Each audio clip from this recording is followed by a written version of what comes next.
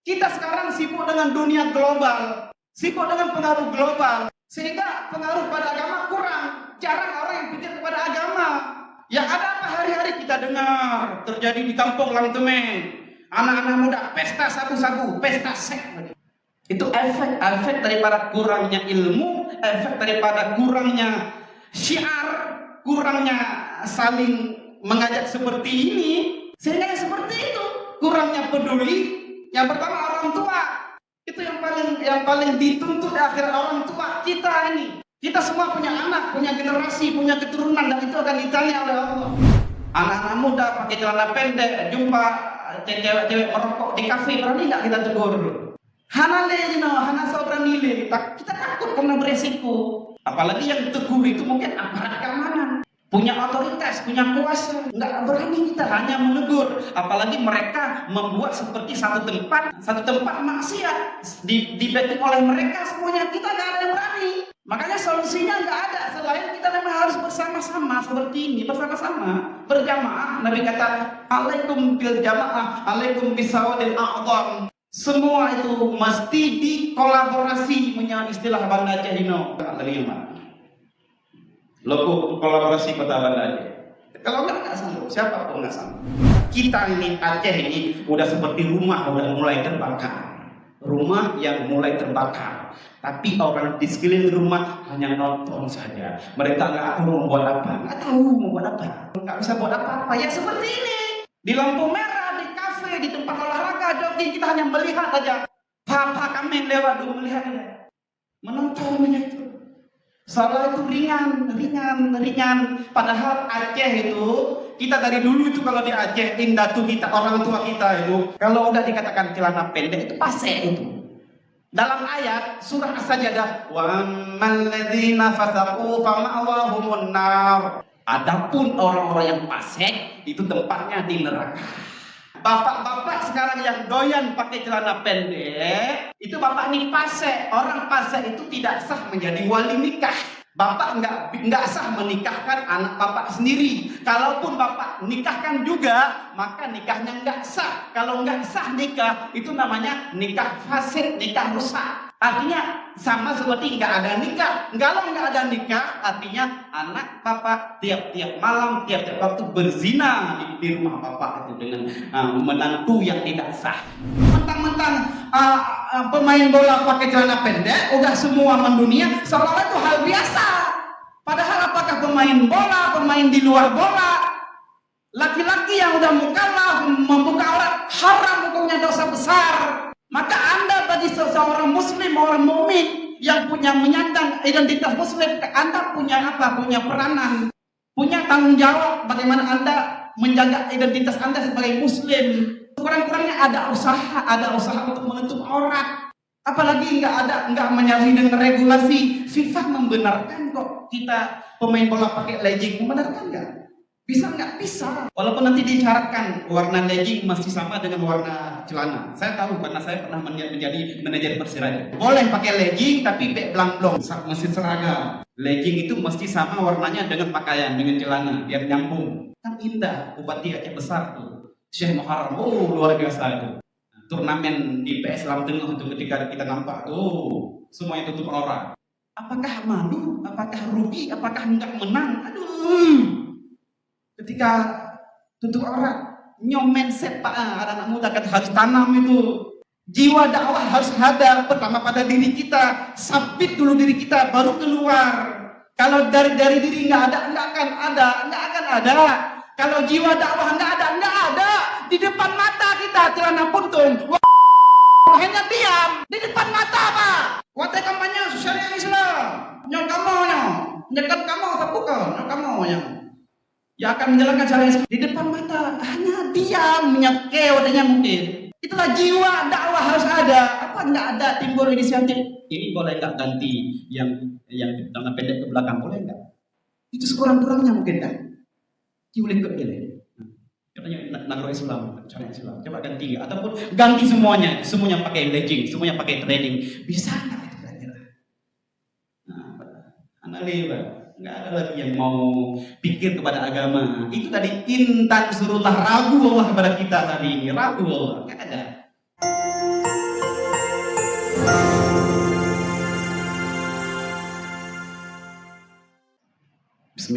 Bismillahirrahmanirrahim.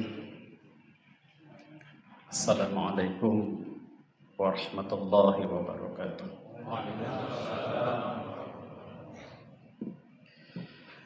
Alhamdulillah. Alhamdulillahil qail.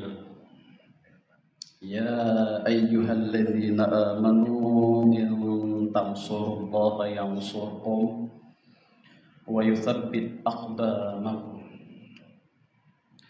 Asyhadu an la ilaha illallah wahdahu la syarika lah wa asyhadu anna Muhammadan abduhu wa rasuluhu la nabiyya ba'dah.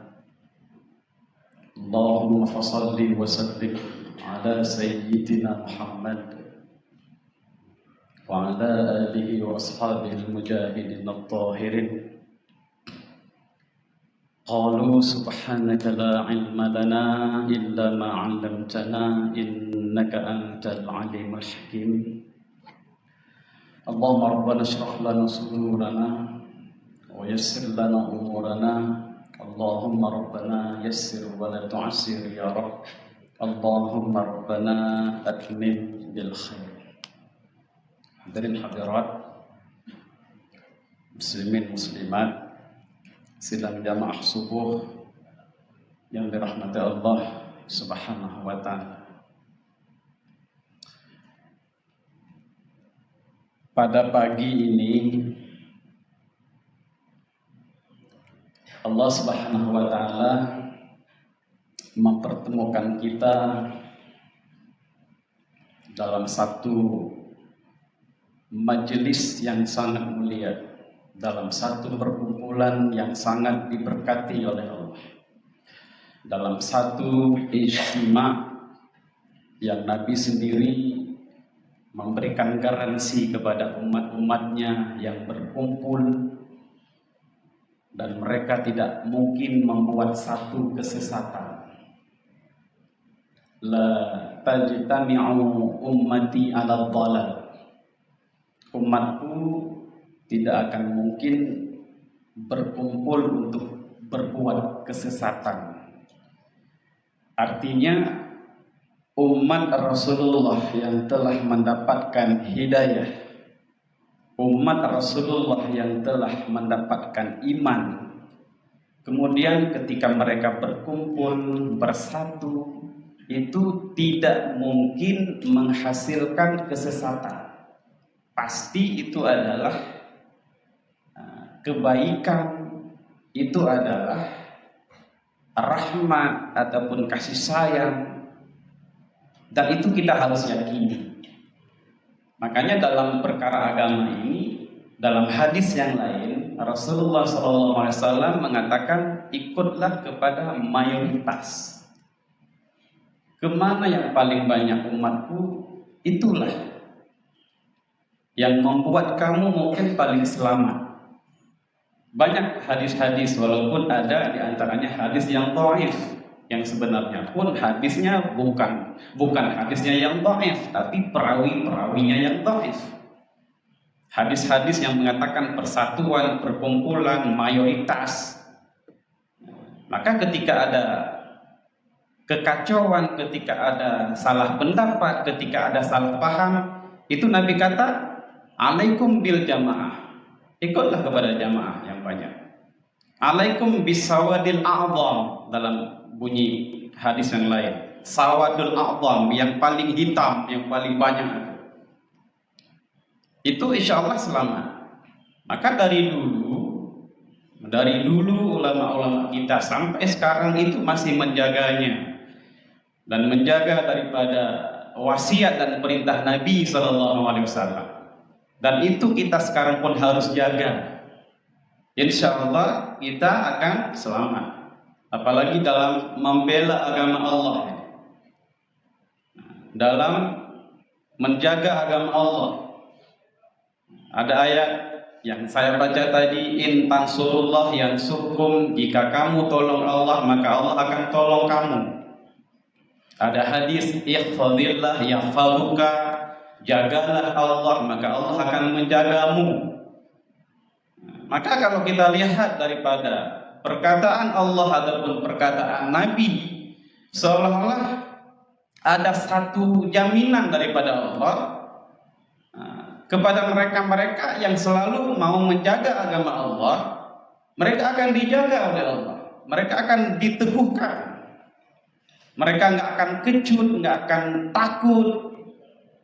Maka dalam ayat itu Allah sambung dengan perkataan wa yusabbit aqdamakum. Allah teguhkan pendirianmu. Yusabbit, sabbit itu kan tetap. Allah tetapkan pendirianmu. Kamu nggak goyah. Walaupun diteror, walaupun dipersekusi. Saya sering dipersekusi. Ketika seperti ini mereka bangun rame-rame keluar. Ipoh mentalnya. Sengaja itu memang di-plan, di-setting. Dan bagi kita yang yakin dengan agama, yakin dengan iman, yakin dengan pendapat yang telah kita terima selama ini, insya Allah nggak goyah. Maka ayat Allah itu pasti wa yusabbit aqdamakum. Aqdam itu kan kaki, kenu apa saja kan. Ham tetok tengok. Ham tetok gede han berguna. Tetap wa yusabbit aqdamakum. Allah akan membuat kamu tetap. Maka menyatakan dalam ayat hadirin hadirat, Allah mengatakan, ya ayyuhalladzina amanu in tansurullah. Jika kamu tolong Allah. Dalam tafsir ulama-ulama menafsirkan maksud tolong Allah yang membantu agama Allah, membantu syariat Allah, menjaga agama Allah. Itu maksudnya. Bukan membantu Allah. Allah nggak perlu pertolongan kita. Membantu agama Allah itu yaitu menjaga, menolong, melanjutkan syiar-syiar agama, melanjutkan syariat-syariat Allah.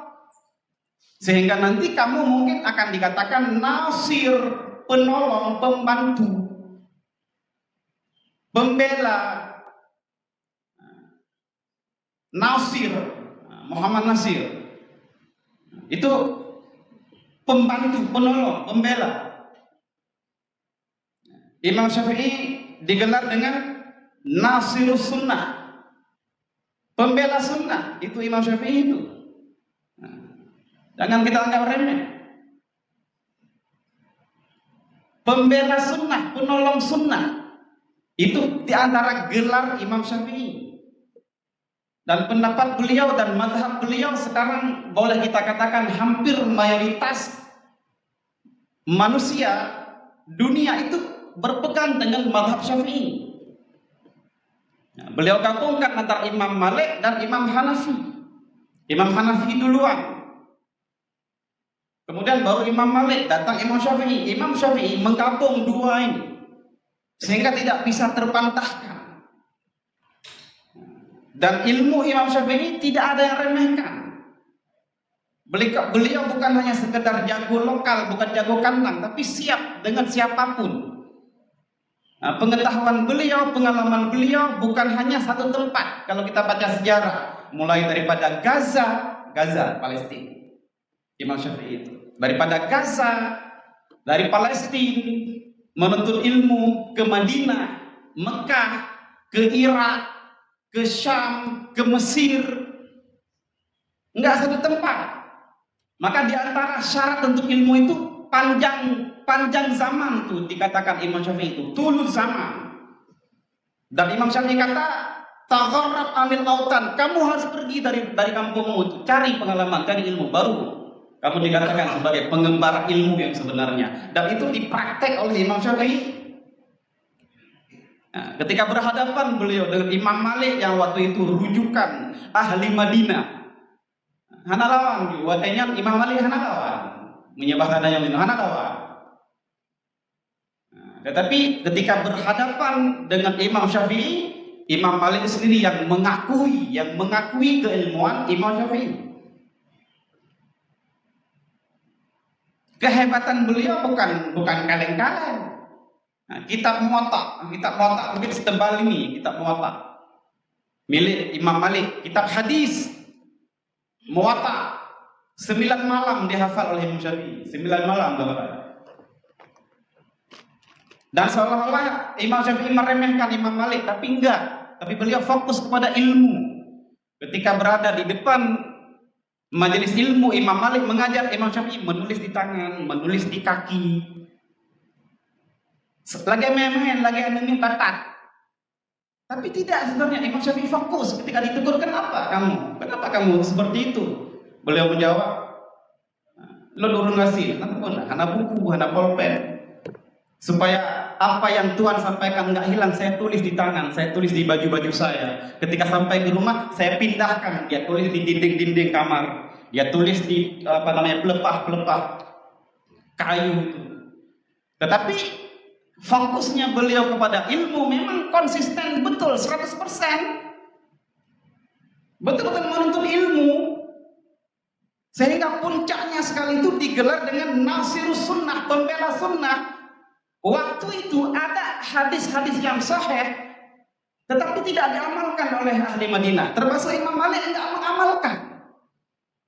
Tetapi lantaran Imam Syafi'i adil, Imam Syafi'i sesuai dengan ilmu, beliau teguh, beliau itu mengatakan. Bahkan beliau lawan pendapat Imam Malik. Walaupun bersalahan dengan kearifan lokal Madinah. Artinya apa? Bapak-bapak, itu satu ilmu, satu kesimpulan bahwa bukan semua hadis pun bisa sesuai, bisa diamalkan di semua tempat. Bukan berarti mentang-mentang hadis sahih udah jadi wajib, enggak. Hadisnya sahih tapi lagi-lagi kembali kepada hukum. Itu dia. Makanya ketika itu ini di antara sebab kenapa Imam Syafi'i digelar dengan Nasir Sunnah, pembela sunnah. Itu dia. Beliau bela hadis-hadis yang sebelumnya waktu itu mungkin dilupakan. Dikembalikan lagi oleh Imam Syafi'i, Nasir Sunnah. Ketika ada hadis-hadis yang dhaif, dijumpa hadis-hadis yang dhaif, kemudian beliau kaji, kemudian beliau amalkan. Ya seperti yang kita amalkan sekarang. Tadi Imam baca kunut. Kalau kita tengok dalam hadis kunut subuh itu hadis lemah. Tapi Imam Syafi'i dia cari bahwa ini betul-betul ada Nabi buat.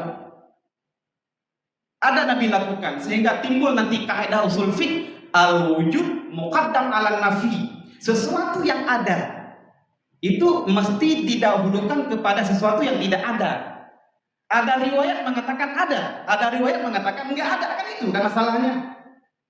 Ada hadis mengatakan enggak ada kunut subuh. Ada hadis mengatakan ada kunut subuh. Sekarang kita pilih mana coba? Maka timbul kaidah yang ada lebih baik daripada yang enggak ada. Al-wujud muqaddam 'ala nafi. Timbul kaidah usul fiqh. Dan memang apapun masalah, fikih kita kembali kepada usul, kembali kepada usul fiqh. Biar selamat. Nyorun galak napeng bukanlah napeng. Nah, barang-barang galaknya. Wujud, barang yang wujud. Tak mungkin kita suka pada barang yang enggak ada. Itu di antara sebab kenapa Imam Syafi'i digelar dengan Nasirus Sunnah, pembela sunnah.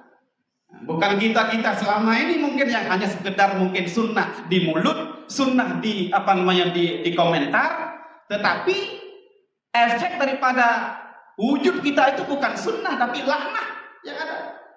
Laknat yang ada, sibuk orang yang ada, ribut orang gara-gara kita itu. Orang udah bertahun-tahun beramal, orang udah rata-rata husnul khatimah semuanya kembali kepada Allah itu. Orang-orang tua sebelum kita itu. Dan kita itu harus yakin tuh bahwa yang di belakang kita lebih baik. Karena agama tengok ke belakang, jangan tengok ke depan. Agama ke belakang paling baik sampai kepada masa Rasulullah itu paling baik. Itu bedanya agama dengan dunia. Kalau dunia ke depan paling canggih, ini nggak ada dulu, ini nggak ada, ini dunia. Ke depan paling canggih, mungkin ke depan nggak pakai lagi ini di sana mungkin mikrofonnya, kita bisa ngomong di sini. Ataupun saya ngomong di rumah, hadir patung saya di sini mungkin. Itu ke depan mungkin canggih, tapi kalau agama enggak, ke depan makin meruncing, makin runyam, makin hancur agama itu. Banyak ya banyak, tapi kayak buih di lautan, nggak ada arti. Kita banyak tapi kayak bara api, nggak ada orang yang berani pegang, takut dia beresiko. Resiko masalah agama ini takut orang. Akhir zaman ini kita banyak tapi nggak ada arti. Kita kayak boneka semuanya. Kita kayak apa ya? Kayak dibuat panggung sandiwara. Nggak ada yang berani. Karena beresiko, apalagi berbicara dengan nahi mungkar, beresiko. Kamu akan diteror, kamu akan digertak, kamu akan dipersekusi, dikecam, dirujak. Kalau bahasa kemarin tuh, mereka merujak saya. Gara-gara saya kritik film bid'ah itu. Dia pikir saya membela walid itu, saya membela perkara itu, saya membela ulama-ulama. Bukan itu masalahnya. Ada perkara-perkara yang sensitif di situ, yang orang awam mungkin nggak paham, nggak tahu. Ya ujung-ujungnya apa, salah paham, ribut sama sendiri. Maka perlu ilmu, perlu belajar. Kita harus tahu, bukan hanya sekedar baca Quran, terjemahan, bukan hanya baca hadis, terjemahan sesat ujung-ujungnya itu. Contoh hilah ulama-ulama kita itu sebelum kita. Imam Syafi'i nggak cukup di nesu aja, ini keluarlah sekali-kali ke alun-naga sana. Ada dayah mini sana itu. Sama nggak ilmu di sana, ilmu di sini? Apa di sini ada sunnah, sana bid'ah? Apa? Itu kalau orang kita mau gentleman, kalau mau jujur dalam agama ini. Ilmu penting, Pak. Tadi Imam baca surah Al-Zalzal. Idza zulzilatil ardu zilzalah. Saya baca ayat in tansurullah yansurkum. In dalam ayat saya, iza dalam ayat yang dibaca oleh imam tadi. Jadi saya tanya kepada hadirin, apa bedanya coba? Imam jangan jawab. Mungkin imam tahu, beliau alumni pesantren, saya tahu. Apa beda in dengan iza? Artinya jika, apabila, sama artinya. In jika, apabila, jikalau, sama nggak itu artinya? In, iza dalam bahasa Arab ada 3 itu. Huruf syarat namanya. Huruf syarat in, iza, lau. Artinya lebih kurang. Kalau bahasa kita jikalau, apabila, jika kan sama kan? Sama. Jikalau kamu masuk, aku keluar, kan gitu kan? Jikalau kamu minta, aku beli. Nah, apabila kamu lawan, aku pun lawan. Itu kan maknanya. Dalam bahasa Arab enggak apa. Itu ada bedanya dalam bahasa Arab. Dan itu bahasa Al-Quran. Al-Quran ini mukjizat, Pak. Al-Quran ini mukjizat besar, jangan kita anggap remeh. Al-Quran ini mukjizat. Sampai sekarang masih kekal abadi, nggak ada yang bisa menandingi, nggak ada yang bisa memalsukan, nggak ada yang bisa menandingi, nggak ada. Hana sanggup.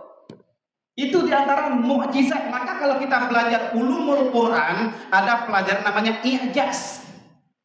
Saya kuliah tafsir di Mesir. Di antara subjek yang saya belajar ulumul Quran. Ada satu bab namanya i'jaz, mukjizatnya Al-Quran. Bukan hanya sekedar kayaknya mudah-mudah, enggak. Harus belajar, enggak, bukan, kita enggak sepele, ini kalam Allah. Yang ditransform, yang dikonvert ke dalam bahasa Arab. Bahasa Arab bukan bahasa Allah. Tapi kalam itu kalam Allah. Arab bukan bahasa Allah, udah Allah enggak berbicara ke bahasa Arab. Tetapi lantaran namanya i'jaz, ada kemukjizatan, maka baru kita paham itu ternyata beda. Kadang-kadang diletakkan in, kadang-kadang diletakkan idza.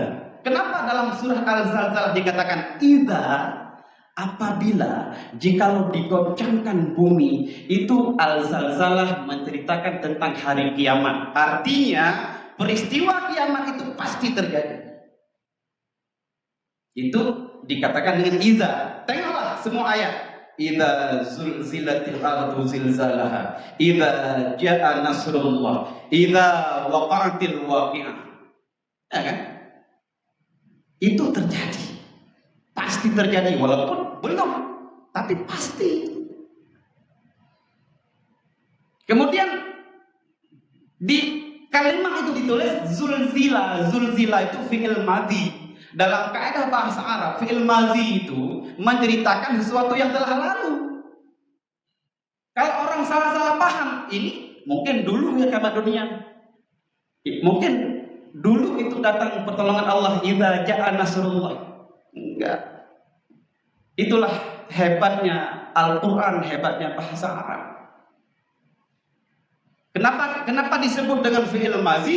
Karena fi'il madzi menceritakan barang yang lalu, barang yang sudah terjadi. Bisa nggak kita katakan nggak ada? Bisa.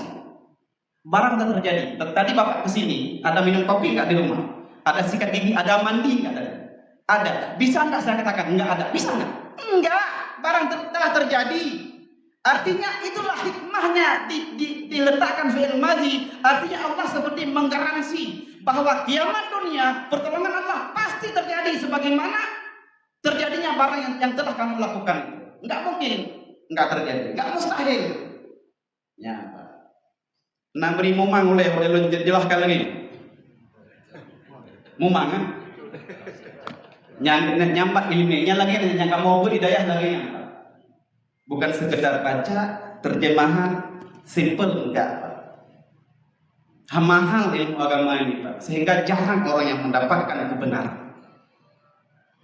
Kembali pada tadi, kenapa disebut wahai orang-orang yang beriman, intan surullah, jika kalau dikatakan dengan in, Pak, in itu ragu, nggak pasti, ragu. Jika kamu mau bantu agama Allah, Allah akan membantumu. Nggak ada orang yang mau bantu agama Allah, ragu Allah kepada kita. Sedikit, talilam mata syurun, sedikit orang yang mau menyebar aja. Yang tim mati itu agama Allah, dita. Yang tim syahid itu agama Allah, tim. Kalau enggak dari dulu Palestina sudah merdeka, dari dulu. Tapi nggak ada orang yang mau, nggak ada. Nggak ada berani takut dengan serangan Trump, dengan serangan Amerika, dengan serangan British, dengan serangan Yahudi, ancaman takut. Itu, Pak. Tetapi Allah seolah menjanjikan, walaupun mungkin jarang orang yang mau bantu agama Allah, jarang orang yang mau membela agama Allah, tapi kalau mau bantu juga, kamu mau bela juga, wa yusabbit aqdamakum, Allah akan teguhkan pendirian kamu.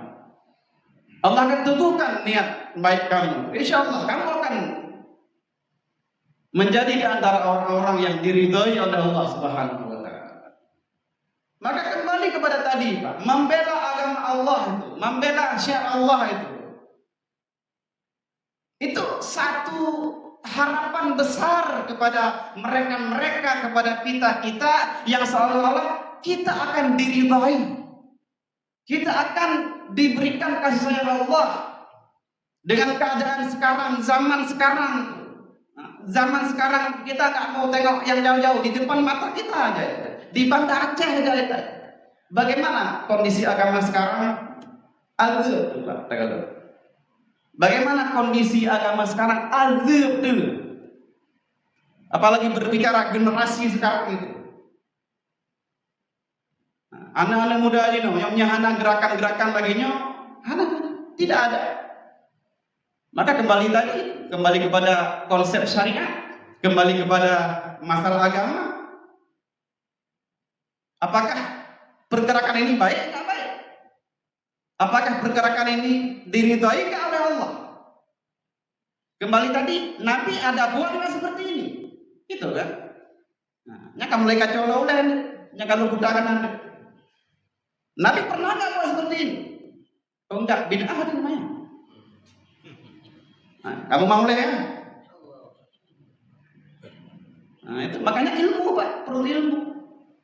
Tadi protokol sebelum salam, subhanallah walhamdulillah wa la ilaha illallah Allahu akbar. Mana hadis itu? Ada enggak hadis sahih? Enggak ada. Ahli neraka di Bang Dedi. Beda. Dari mana dia belajar? Ustaz Jul. Itu yang mempopulerkan ini. Beliau yang pertama kali ke neraka. Karena melakukan perkara yang tidak dilakukan oleh Nabi. Siapa ini? Ilmu, Pak. Adik-adikku ilmu tuh, adik. Belajar. Jak baru kumpas. Berenang. Nah pemuda-pemuda penusun tidak ini. Lu anak beri ya, anak trik, paling beri. Tapi saya kenal orang yang berilmu. Itu Pak. Kalau enggak, semua akan hilang. Kita sekarang sibuk dengan dunia global, sibuk dengan pengaruh global, sehingga pengaruh pada agama kurang. Jarang orang yang pikir kepada agama. Ya ada apa hari-hari kita dengar terjadi di kampung Langtemen, anak-anak muda pesta sabu-sabu, pesta seks. Allah. 3 hari kemarin Pak, kampung Langtemen, anak-anak muda limang beragam di Roino, mungkin limang lawan sana. Anak-anak remaja, dan mereka semua pun bangga dengan bangganya, nggak ada takutnya, nggak ada rasa malu, bangga mengatakan iya, kami pesta seks, pesta sabu-sabu. Hana ayo rum, saya takut.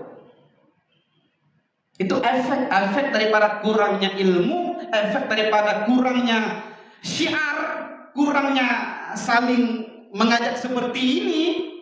Sehingga seperti itu, kurangnya peduli. Yang pertama orang tua.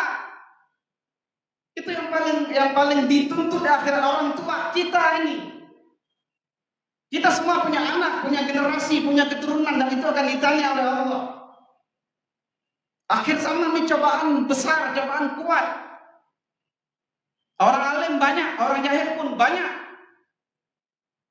Dulu orang alim sedikit, orang jahil mungkin sedikit, ataupun orang sesat sedikit. Sekarang orang alim banyak, orang sesat pun banyak. Kalau salah-salah guru, salah-salah ilmu, semua kita akan sesat. Nggak ada yang mau peduli itu, apalagi nahi mungkar, nggak ada. Coba bicara. Kalau berani bapak-bapak coba. Jumpa anak-anak muda pakai celana pendek, jumpa cewek-cewek merokok di kafe, berani nggak kita tegur? Hanale, hana berani le. Kita takut karena beresiko. Apalagi yang tegur itu mungkin aparat keamanan, punya otoritas, punya kuasa. Nggak berani kita hanya menegur. Apalagi mereka membuat seperti satu tempat maksiat di backing oleh mereka semuanya. Kita nggak ada yang berani. Makanya solusinya nggak ada selain kita memang harus bersama-sama seperti ini, bersama-sama berjamaah. Nabi kata, alaikum bil jamaah, alaikum bisawadil a'dham. Semua itu mesti dikolaborasi, punya istilah Banda Aceh Hino. Slogan Banda Aceh harus berkolaborasi ya, ibarat lagi yang logo kolaborasi Kota Banda Aceh. Kalau nggak sanggup, siapa pun nggak sanggup.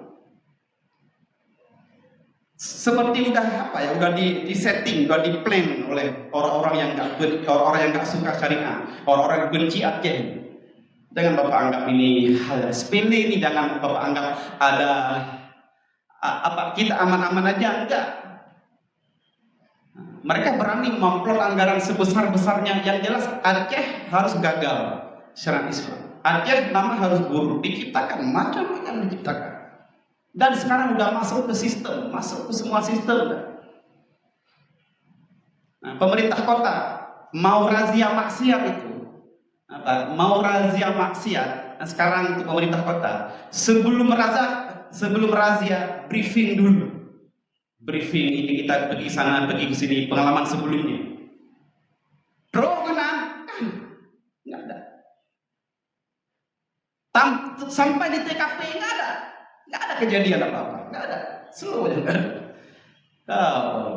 Rupanya ada gunting dalam lipatan, ada musuh dalam selimut, sehingga dibuat lagi operasi selanjutnya.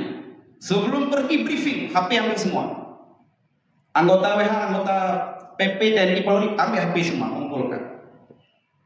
Dan koordinator tidak mengatakan kita pergi kemana, enggak. Baru mundur. Nah, kalau sistem nggak dalam demong dalam, karena terpengaruh Pak. Saya sebagai kasat PP, kasat WH, kasat Intel apa lah, saya paham blok video lagi, nggak tergiur Pak. Udah kan diam aja, tenang ya, kami bereskan. Maaf ya Pak. Itu sampai di hotel, HP satpam bayar colek. Sampai di Wisma itu HP satpam ambil dulu. Kalau enggak jumpa juga. Kalau kau ini kapinah hidup kadu. Nyandung begitu sudah parahnya kita sekarang. Kemarin saya khutbah di Masjid Mertuati, saya katakan kita ini Aceh ini udah seperti rumah udah mulai terbakar. Rumah yang mulai terbakar, tapi orang di sekeliling rumah hanya nonton saja. Mereka nggak tahu membuat apa, dan dia tahu itu bahaya. Kita ini seperti apa ya, bom waktu yang hanya mau meletus saja itu. Kita ini seperti temut, ada you know temut, cumut, bisul karena berdoa Pak, salah. Karena berdoa juga. Dan urungnya hayat dulu dia kata ki, Acehnya hayat dulu dia kata ki. Tapi kita hanya menonton, nggak bisa buat apa-apa. Ya seperti ini. Di lampu merah, di kafe, di tempat olahraga, jogging, kita hanya melihat aja. Papa kami lewat dulu melihatnya. Menontonnya itu. Salah itu ringan. Padahal Aceh itu, kita dari dulu itu kalau di Aceh, indatu kita, orang tua kita itu, kalau istilah celana pendek itu paseknya, nggak masalah. Kalau udah dikatakan celana pendek itu pasek itu. Dalam ayat surah As-Sajdah, wa ammal ladzina fasaqu fama'awahumun nar. Nyangkan ayat Tengku Dayah Bini ya enggak? Ayat Al-Qur'an surah As-Sajdah. Adapun orang-orang yang fasik itu tempatnya di neraka. Walaupun nanti ditafsirkan apa mana fasaqu, fasik apa mana, detail tafsirannya. Tapi ikut kepada hadis Maja Aceh menyurung pakai puntung ulu itu pasek namanya. Bapak-bapak sekarang yang doyan pakai celana pendek itu bapak ini pasek. Orang pasek itu tidak sah menjadi wali nikah. Bapak nggak sah menikahkan anak bapak sendiri. Kalaupun bapak nikahkan juga, maka nikahnya nggak sah. Kalau nggak sah nikah, itu namanya nikah fasid, nikah rusak. Artinya sama seperti nggak ada nikah. Kalau nggak ada nikah, artinya anak bapak tiap-tiap malam, tiap-tiap waktu berzina di rumah bapak itu dengan menantu yang tidak sah. Jelas tak? Konsep tadi jelas. Itu resikonya itu. Jadi seolah-olah hal yang biasa. Kenapa biasa? Karena udah biasa. Kenapa benar? Karena udah banyak yang biasa. Seolah-olah udah betul ketika mentang-mentang pemain bola pakai celana pendek, udah semua mendunia. Seolah-olah itu hal biasa. Padahal apakah pemain bola, pemain di luar bola, laki-laki yang udah mukallaf membuka aurat haram, hukumnya dosa besar. Maka Anda bagi seseorang muslim, orang mukmin yang punya menyandang identitas muslim, Anda punya apa? Punya peranan, punya tanggung jawab bagaimana Anda menjaga identitas Anda sebagai muslim. Sekurang-kurangnya ada usaha untuk menutup aurat. Apalagi nggak menyalahi dengan regulasi. FIFA membenarkan kok kita pemain bola pakai legging, membenarkan nggak? Bisa nggak? Bisa. Walaupun nanti disyaratkan warna legging masih sama dengan warna celana. Saya tahu karena saya pernah menjadi manajer Persiraya. Itu syaratnya itu. Boleh pakai legging tapi bek blang-blong, bek pujuna. Bek gadu-gadu, mesti seragam. Legging itu mesti sama warnanya dengan pakaian, dengan celana, biar nyambung. Kan indah, Bupati Aceh besar tuh. Syekh Muharram, luar biasa itu. Turnamen di PS Lam Tengah itu ketika kita nampak tuh. Semuanya tutup aurat.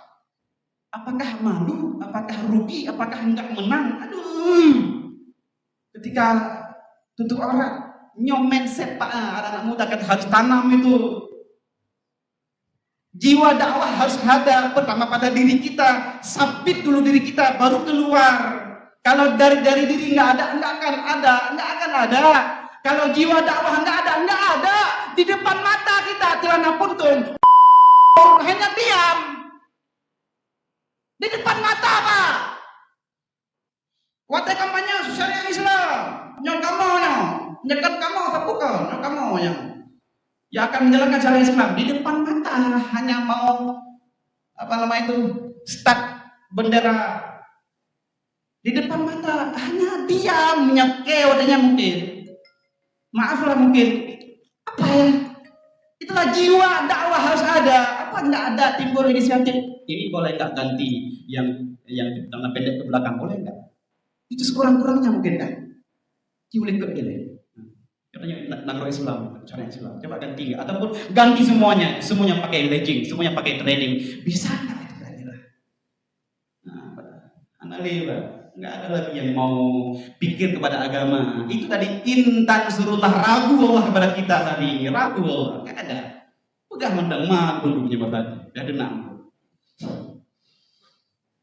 Itu Pak. Makanya kembalilah kepada konsep dasar kita itu sebagai orang Aceh, urun yang Allah kagum lebih, urun lebih. Kembalilah kepada dasar kita, moyang kita. Kita orang tua kita dulu, mereka Allah sukses menata agamanya dengan benar, dengan ilmu pengetahuan yang betul, yang nggak sesat, karena memang punya sanad dan silsilah sampai kepada Rasulullah Sallallahu Alaihi Wasallam. Dengan demikian, insya Allah kita akan selamat. Itu yang kita harapkan. Kita mau damai, kita mau aman-aman aja, nggak mau lah hidup lagi itu. Makanya kalau memang ada niat baik, ayo duduk kita kumpul, duduk kita musyawarah, buka referensi. Bukan hanya sekedar slogan, bukan hanya sekedar gertak kosong, enggak. Ilmu ini ilmu nyata, Islam nyata, bukan hantu. Islam tuh mesti ya seperti ini. Baru dinamakan Islam, bukan hanya di media. Enggak selesai di media itu. Makanya walaupun apapun ceritanya, kita memang harus berperan untuk membela agama Allah. Insya Allah akan terus melahirkan generasi-generasi yang terbaik, lebih-lebih di kampung Suaja ini. Saya yakin pemuda-pemuda semuanya, orang baik semuanya. Mungkin ilmu yang kurang, ilmu yang belum tahu. Insya Allah dengan adanya gebrakan seperti ini, saya pikir S3 ini apa ya? Ada sabu-sabunya Pak? Banyak bukan ya? Karena itu kode Pak kan? Itu istilah itu. S3 rupanya safari subuh Sabtu. Kalau S2 ya mungkin ya. Kalau S2 sabu-sabu ya. Dan itu istilahnya, karena negeri lain istilah Pak. Di Malaysia itu orang-orang Aceh ada istilah lepi hitam punggung ben. Nanti bukan? Lepi. Dingin itu apa? Es itu apa? Itu kode mafia Aceh di Malaysia. Nah lepi Pak. Kode kata-kata. Pupuk je. Awak belum lebih ya. Kode. Soto keka hitam punggung. Hitam punggung. Rupanya hitam punggungnya urang Melayu ilayu nah. Ilayu punggung. Kode itu kode apa namanya, kode lokal ya. Soto keka. Ini awak hitam punggung. Anak juga. Menyedikir Melayu mungkin tahu orangnya. Nah, itu istilah. Hati-hati ya, jaga-jaga hina nabin, bin, polisi, bin itu kan Aceh monyet, bin, kan monyet kan dia suka ganggu orang, itu dia, polisi, bin, hati-hati ya kerja hina nabin, kode-kode, yang kau Pak Suryadi kan. Itu di Malaysia itu istilah. Maka S3 itu safari subuh Sabtu, bukan sabu-sabu. Insyaallah semoga berkah, Mang Dedi semuanya, guru-guru kita Sajul dan juga Pak Suryadi dan seluruh aparat kampung, semoga berkah, semoga diberkati oleh Allah Subhanahu wa taala. Alhamdulillah minasyaitonir rajim. Bismillahirrahmanirrahim. Alhamdulillah wassalatu wassalamu ala Rasulillah. اللهم اغفر لنا ذنوبنا ولوالدينا وارحمهم كما ربونا صغارا ولجميع المسلمين والمسلمات والمؤمنين والمؤمنات برحمتك يا ارحم الراحمين ربنا اغفر لنا ولاخواننا الذين سبقونا بالايمان ولا تجعل في قلوبنا غلا للذين امنوا ربنا انك رؤوف رحيم ربنا ظلمنا انفسنا وان لم تغفر لنا وترحمنا لنكونن من الخاسرين اللهم اغننا بالعلم وزينا بالحلم واكرمنا بالتقوى وجملنا بالعافيه اللهم علمنا ما جهلنا وذكرنا ما نسينا وعلمنا ما لم نعلم وفهمنا ما لم نفهم Allahumma faqihna fid din wa 'allimna ta'wil wa tafsir. Sallallahu ala sayyidina Muhammad wa ala alihi washabihi ajma'in. Walhamdulillahirabbil alamin. Taqabbalallahu minkum minna wa minkum taqabbal ya karim. Terima kasih atas semua perhatian. Mohon maaf atas semua kekurangan. Usikum wa nafsi bi taqwallah. Wassalamualaikum warahmatullahi wabarakatuh.